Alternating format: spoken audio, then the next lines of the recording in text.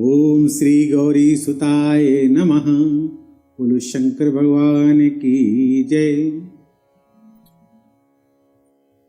कई बार मन में ये प्रश्न आता है कि सीता जी के स्वयंवर में सभी देशों के राजकुमार राजाओं को निमंत्रण देकर स्वयंवर में शामिल होने के लिए बुलाया गया जनक जी द्वारा, लेकिन अयोध्या में कोई निमंत्रण नहीं भेजा गया। क्यों? क्योंकि विश्वामित्र जी राम और लक्ष्मण जी को लेकर जनकपुर स्वयंवर देखने के लिए गए थे, न्योते के रूप में नहीं गए थे। न्योता सिर्फ विश्वामित्र जी को स्वयंवर में शामिल होने के लिए ही मिला था।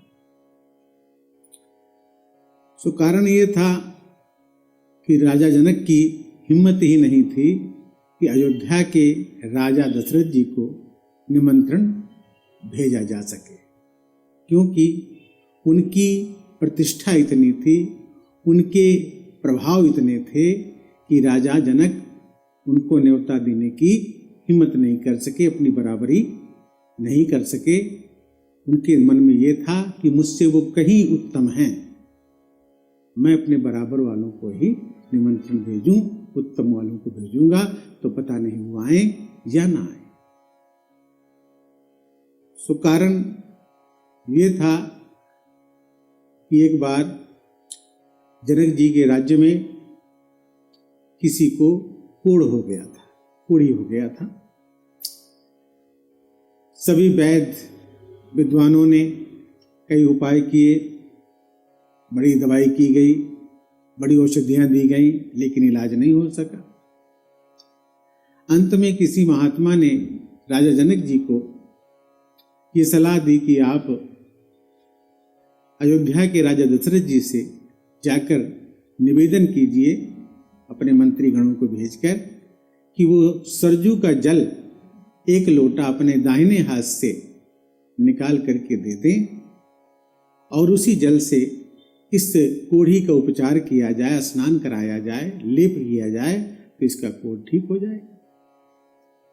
सो महात्मा जी के बताए अनुसार राजा जनक जी अपने मंत्री गणों को राजा दशरथ जी के दरबार में भेजा और उनसे विनती करने को कहा कि मुझे किसी का इलाज करने के लिए राजा जनक जी ने भेजा है कि एक लोटा जल सरजू जी का दशरथ जी अपने हाथ से दे दें तो उसका इलाज हो जाएगा। दशरथ जी बहुत प्रसन्न हुए और उन्होंने बड़ी विनम्रता के साथ, बड़ी प्रसन्नता के साथ एक लोटा जल सरजू का निकालकर उनके राजा जनक जी के मंत्रीगणों को दे दिया और मंत्रीगण जल लेकर आए और वैद्यों ने उसी जल से उस कोढ़ी का उपचार किया, लेप लगाया और जिसके लगते ही उसके कोढ़ सारे दूर हो गए। सो राजा जनक के मन में ये भाव आ गया उसी समय से कि जिस राजा के हाथ में इतना यश है, इतनी उत्तमता है, इतनी विशेषता है कि एक लोटा जल देने से किसी का असहाय रोग भी खत्म हो सकता है, सो उस राजा की मैं कैसे निमंत्रण देने की चेष्टा कर सकता हूं। इसी के कारण वो उनको निमंत्रण नहीं देने की हिम्मत कर सके। सो अयोध्या के सरजू के जल में इतना प्रभाव है कि जो कोई वहां स्नान कर लेता है उसके 7 जन्मों के पाप तुरंत जलकर भस्म हो जाते हैं। अयोध्या की बड़ी उत्तम महिमा है। धीरे धीरे संसार को अयोध्या की महिमा का पता चल रहा है।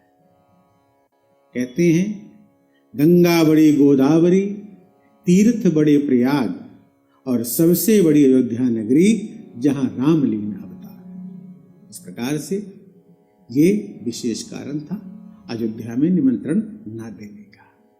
बोलो राजा रामचंद्र महाराज की जय।